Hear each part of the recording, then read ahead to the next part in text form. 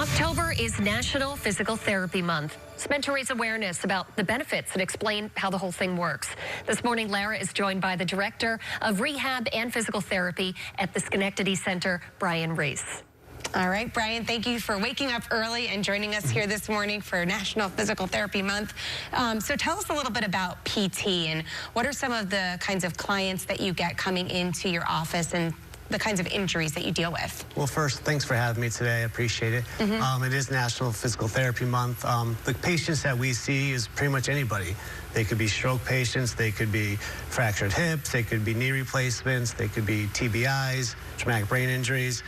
So we pretty much see everybody under the sun, from 20 years old to 107 is my oldest patient I've ever seen. Wow, 107. Yes. And I've been going to PT on and off for years. You know, people have running injuries. I also went during my pregnancy, so there are a lot of different reasons that people could be going. Oh, absolutely. I mean, there's multiple settings too. There's pediatrics, you work in preschools or nursing homes like I do, or hospitals, outpatient centers, sports medicine, or even for sports teams too, if you want to go to professional sports. Right. Can you talk a little bit about the benefits of going to PT? And do you have any people that come in just for regular kind of maintenance? Yeah, we have like maintenance rehab programs where they'll come in just to work out under the direction of a physical therapist to help maintain their current level of function. But ultimately, our main goal is to restore them or to improve their mobility and function to the highest level so they can return back to their normal life or whatever they're doing prior to their injury or illness. Yeah. Right now, there is a shortage of PTs, and I know that that's a big problem in the medical community, shortage of nurses and all kinds of doctors right now.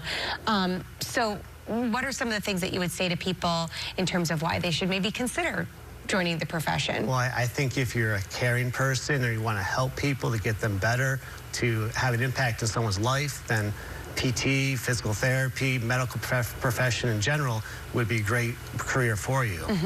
Why do you believe there is this shortage happening right now? I think COVID really killed it a little bit, to be honest with you. A lot of people got out of the profession because of COVID, because of the vaccinations, and because of just the daily grind of dealing with it. Also, healthcare in general.